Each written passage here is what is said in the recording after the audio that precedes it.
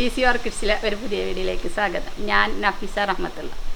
ഇന്നത്തെ നമ്മുടെ video easy ഓർക്കിഡ്സിൻ്റെ ചാനലിൽ വന്ന ചോദ്യങ്ങളും അവയ്ക്കുള്ള ഉത്തരങ്ങളുമാണ്. അപ്പോൾ നമ്മൾക്ക് വീഡിയോയിലേക്ക് പോവാം. അപ്പോൾ നമുക്ക് ആദ്യത്തെ ചോദ്യത്തിലേക്ക് പോവാം. ആൻറ്റിബയോട്ടിക് മരുന്നുകൾ ഹെൽത്തി അല്ലാത്ത പ്ലാന്റ്സുകൾക്ക് കൊടുക്കാൻ പറ്റുമോ എന്നാണ് ചോദ്യം. അപ്പോൾ അതിനെനിക്ക് പറയാനുള്ള മറുപടി എന്താണെന്ന് വെച്ചാൽ, ആൻറ്റിബയോട്ടിക് കൊടുക്കേണ്ടത് രോഗാവസ്ഥയിലാണ്. രോഗമില്ലാത്തപ്പോൾ ഒരിക്കലും ആൻറ്റിബയോട്ടിക് കൊടുക്കരുത്. പിന്നെ ഈ മെഡിസിന് എത്ര റേറ്റ് വരുന്നു എന്ന് ചോദിക്കേണ്ടത്. ഇപ്പോൾ ആൻറ്റിബയോട്ടിക് നമുക്ക് വരുന്നത് 45 രൂപയാണ് വരുന്നത്. ഹാർഡ്വിന് വരുന്നത് 920 രൂപയാണ്. അപ്പോൾ അടുത്തൊരു ചോദ്യമുണ്ട്, ഇത്ര റേറ്റ് ഉണ്ടല്ലോ ഈ 920 എന്നൊക്കെ പറയുമ്പോൾ കുറച്ച് നല്ല റേറ്റ് തന്നെയാണല്ലോ. അപ്പോൾ നമുക്ക് കുറച്ച് പ്ലാന്റ്സ് ഉള്ളവർ എങ്ങനെ ഇത്ര മേടിച്ചിട്ട് അതിൻ്റെ ഉപയോഗം എന്താണ്? പിന്നെ അത്രയും ക്യാഷ് കൂടലല്ലേ. അപ്പോൾ നമ്മളോട് അത് റീപാക്കിങ് ചെയ്ത് തരുമോ? ഈസി ഓർക്കിഡ്സിന് റീപാക്കിങ് ചെയ്ത് തരുമോ? പക്ഷെ നമ്മൾക്ക് ഇപ്പോൾ ഈ റീപാക്കിങ്ങിനുള്ള ലൈസൻസ് ഇല്ല. പക്ഷെ നമ്മൾ അപ്ലൈ ചെയ്തിട്ടുണ്ട്. അതിനുള്ള ക്ലാസ്സുകളിലൊക്കെ നമ്മൾ മെഡിസിൻ്റെ ഇതിനൊക്കെ അറ്റൻഡ് ചെയ്താണ്ട് റൂൾസിൽ കൂടി നമ്മൾ നീങ്ങിക്കൊണ്ടിരിക്കുന്നുണ്ട്. അപ്പോൾ നമുക്കത് അടുത്ത് തന്നെ തുടങ്ങാൻ പറ്റുമെന്ന് കരുതുന്നു. അടുത്തൊരു ചോദ്യം, മഴക്കാലത്തും വേനൽക്കാലത്തും ഓർക്കിഡ് തൈകൾക്ക് എത്ര ദിവസം കൂടുമ്പോഴാണ് നനയ്ക്കേണ്ടത്? അതിനെപ്പറ്റി എനിക്ക് പറയാനുള്ളത് എന്താണെന്ന് വെച്ചാൽ, മഴക്കാലത്ത് നമ്മൾ നനയ്ക്കുമ്പോൾ ശ്രദ്ധിച്ച് വേണം നനയ്ക്കാൻ. കാരണം മീഡിയത്തിൽ നനവുള്ള സമയത്ത് നമ്മൾ നനയ്ക്കണ്ട. മഴക്കാലത്ത് അങ്ങനെ ചെയ്യേണ്ടത്. പിന്നെ വേനൽക്കാലത്ത് നല്ല ചൂടുള്ള സമയത്ത് നമ്മൾ ഡെൻഡ്രോബിയത്തിന് 2 സമയത്ത് നനച്ചു കൊടുക്കണം. ഫലനോഫീസിനായാലും 2 ടൈമിൽ നനക്കാം. പക്ഷേ എന്താ പറയുക, മീഡിയത്തിലാണ് നനയ്ക്കേണ്ടത്. ഒരു സമയം മാത്രം മേലേമ്മലും ലീഫുമ്മലൊക്കെ തട്ടുന്ന നിലക്ക് നനയ്ക്കുക. പിന്നത്തെ സമയം നനയ്ക്കുമ്പോൾ നമ്മൾ മീഡിയം മാത്രം നനച്ചു കൊടുക്കുക. അങ്ങനെയാണ് ചെയ്യേണ്ടത്. വേനൽക്കാലത്ത് നല്ല പോലെ ചെടി മൊത്തം വേരും ചെടിയും തണ്ടും ലീഫും ഒക്കെ നനയണ നിലക്ക് വേണം നമ്മൾ പ്ലാന്റ്സുകൾക്ക് നനച്ചു കൊടുക്കുക. നല്ല വേനൽക്കാലത്തെ കാര്യമാണ് ഞാൻ ഈ പറഞ്ഞത് കേട്ടോ. പക്ഷേ മഴക്കാലത്ത് നനയ്ക്കുമ്പോൾ നല്ല പോലെ ശ്രദ്ധിക്കണം. നല്ല മഴ നമ്മൾ അറിയാലോ, ചില ദിവസങ്ങളിൽ ഭയങ്കര മഴ. ആ സമയത്തൊന്നും നനക്കണ്ട എന്ന് വെച്ചിട്ട് നമ്മളിപ്പോൾ ഇത് മഴയത്തല്ലല്ലോ നമ്മളെ പ്ലാന്റ്സുകൾ. ഇപ്പോൾ ഫലനോഫീസായാലും ഡെൻഡ്രോബിയ, പിന്നെ ഇപ്പോൾ ചില നമുക്ക് മഴയുള്ള സമയത്ത് വലിയ പ്ലാന്റ്സുകൾ പുറത്ത് വെച്ചാലും പ്രശ്നമുള്ളതല്ല. പക്ഷേ ഫലനോഫീസ് ഒരിക്കലും നമ്മൾ അങ്ങനെ വെക്കാറില്ലല്ലോ. അപ്പോൾ നമ്മൾ നോക്കണം, മഴ മാറി നിൽക്കുന്ന സമയത്ത് നമ്മൾ ചെടികളുടെ അടുത്ത് പോയിട്ട് നോക്കുക. മീഡിയൊക്കെ ഡ്രൈ ആണെങ്കിൽ നമ്മൾ തീർച്ചയായിട്ടും നനച്ചു കൊടുക്കണം. അപ്പോൾ അതിലാണ് നമ്മൾ ശ്രദ്ധിക്കേണ്ട ഒരു കാര്യം. മീഡിയം എങ്ങനെ ഇരിക്കുന്നത്, നനവുണ്ടെങ്കിൽ നനക്കണ്ട, പിന്നെ നനവില്ലെങ്കിൽ തീർച്ചയായിട്ടും നനച്ചു കൊടുക്കണം. അത് വേനൽക്കാലമായാലും മഴക്കാലമായാലും ഇത്ര ദിവസം കൂടുമ്പോഴാണ് നനക്കുക. അങ്ങനെ ഒരു ടൈം ടേബിളൊന്നും നനക്കില്ല. നമ്മൾ ശ്രദ്ധിക്കാൻ പോയിട്ടുണ്ട്. നമ്മളെ പ്ലാന്റ്സിന് നമ്മൾക്ക് വെള്ളത്തിൻ്റെ ആവശ്യം നമുക്ക് കണ്ടാൽ തന്നെ മനസ്സിലാവും. അപ്പോൾ അതിനനുസരിച്ച് നമ്മൾ നനച്ചു കൊടുക്കുക.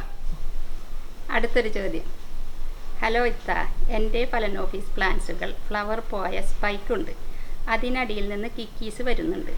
എന്നാൽ റൂട്ട് വന്ന് തുടങ്ങിയിട്ടില്ല. അപ്പോൾ സ്പൈക്ക് കട്ട് ചെയ്യാമോ എന്നാണ് അടുത്ത ചോദ്യം. അതിപ്പോൾ എന്താ വെച്ചാൽ, ഫലനോഫീസിൻ്റെ കാര്യം ഞാൻ ആദ്യം തന്നെ പറയാം. ഫലനോഫീസിന് സ്പൈക്ക് നമ്മൾ നിർത്തിയാൽ ചിലപ്പോൾ അതിന് പുതിയ ഫ്ലവർ വരാം, ചിലപ്പോൾ അതിന് കിക്കീസ് വരാം. ഞാൻ കുറേ വീഡിയോയിൽ പറഞ്ഞിട്ടുണ്ട്. അപ്പോൾ കിക്കീസ് വന്ന ഫലനോഫീസിൻ്റെ സ്പൈക്ക് നമ്മൾ കട്ട് ചെയ്യേണ്ട. അത് നമുക്കൊരു പുതിയ തൈ കിട്ടുകയാണ്.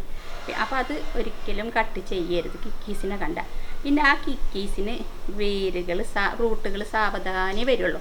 ആദ്യം തന്നെ വേരല്ല വരെ, ആദ്യം കിക്കീസ് ഉണ്ടായിട്ടാണ് പിന്നെ റൂട്ട്സുകൾ വന്നിട്ട് ആ സ്പൈക്കുമ്മൽ നിന്ന് ഇങ്ങനെ പുറത്തേക്ക് റൂട്ട്സുകൾ വരും. അപ്പം അതിന് വേണ്ടി നമ്മൾ കുറച്ച് നാൾ വെയിറ്റ് ചെയ്യണം.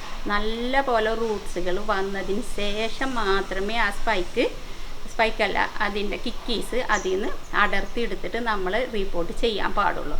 അപ്പം അങ്ങനെയാണ് അത് ചെയ്യേണ്ടത്. പിന്നെ സ്പൈക്കോ പൂക്കളോ വരാത്ത സ്പൈക്ക് ഉണ്ടെങ്കിൽ 2 നോഡ് ഉണ്ടാവില്ല, അതിൻ്റെ നടുക്കിലായിട്ട് കട്ട് ചെയ്യുക. അപ്പോൾ പുതിയ നല്ല കരുത്തിൽ പുതിയ സ്പൈക്ക് വരും. അങ്ങനെയാണ് അതിന് ചെയ്യേണ്ടത് കേട്ടോ. ഒരു കാര്യമുള്ളത്, ഡെൻഡ്രോബിയത്തിൻ്റെ കാര്യം ഞാൻ പറഞ്ഞില്ല. ഡെൻഡ്രോബിയത്തിൻ്റെ ഫ്ലവറൊക്കെ കൊഴിഞ്ഞു പോയാൽ ആ സ്പൈക്ക് നമുക്ക് കട്ട് ചെയ്ത് കളയാൻ പറ്റും. അത് വെയിറ്റ് ചെയ്ത് ഇരിക്കേണ്ട. അതിന് പുതിയ സ്പൈക്ക് മറ്റ് സൈഡുകളിൽ നിന്നാണ് വരിക. അടുത്തൊരു ചോദ്യം, ഓർക്കിഡുകൾക്ക് വെയിൽ അത്യാവശ്യമാണോ?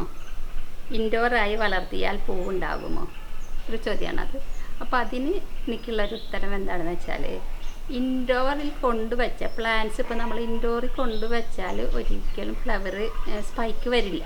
അപ്പോൾ നമ്മൾ എന്താ ചെയ്യേണ്ടതെന്ന് വെച്ചാൽ, നമ്മൾ പുറത്ത് തന്നെ വെച്ചതിന് ശേഷം സ്പൈക്ക് ഫ്ലവറൊക്കെ വിരിഞ്ഞ് വരുമല്ലോ. നമുക്കറിയാം, ഫലനോഫീസിൻ്റെ കാര്യം ഞാൻ പറയുന്നത് കേട്ടോ. വിരിഞ്ഞ് വന്നതിന് ശേഷം നമ്മൾക്ക് ഇൻഡോറായിട്ട് വെക്കാം.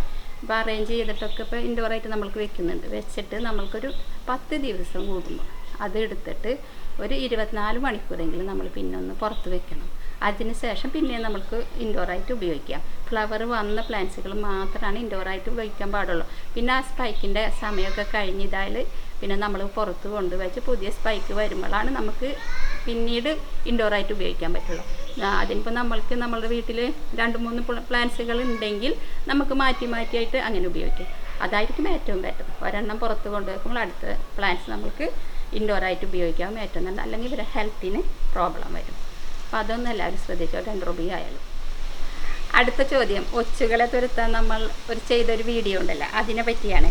കുമ്മായം ഇടുമ്പോൾ ഹീറ്റ് കൊണ്ട് പ്ലാന്റ്സുകൾക്ക് കേടുവരുമോ എന്ന്.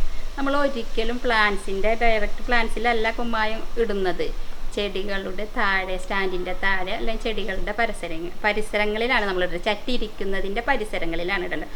ഒരിക്കലും ചെടിയിലോ ഇലകളിലോ വേരുമ്പോഴോ തട്ടുന്ന നിലയ്ക്ക് കുമ്മായം ഇടരുത്. അതൊന്ന് പ്രത്യേകം ശ്രദ്ധിക്കണം കേട്ടോ. നമ്മളുടെ കമൻറ്റ് ബോക്സിൽ വന്ന ചോദ്യങ്ങൾക്ക് ഉത്തരങ്ങളാണ് ഞാനീ പറഞ്ഞത്. അപ്പോൾ ഇതുപോലെ എന്തെങ്കിലും സംശയങ്ങൾ ഉണ്ടെങ്കിൽ നമ്മളോട് കമൻറ്റായി ചോദിച്ചാൽ അതിൽ ഉത്തരങ്ങളുമായി ഇതുപോലെ ഒരു എപ്പിസോഡായി വരുന്നതായിരിക്കും. അപ്പോൾ ഇന്നത്തെ വീഡിയോ എല്ലാവർക്കും മനസ്സിലായെന്നും ഇഷ്ടപ്പെട്ടെന്നും കരുതുന്നു. അപ്പോൾ അടുത്ത വീഡിയോയിൽ കാണാം.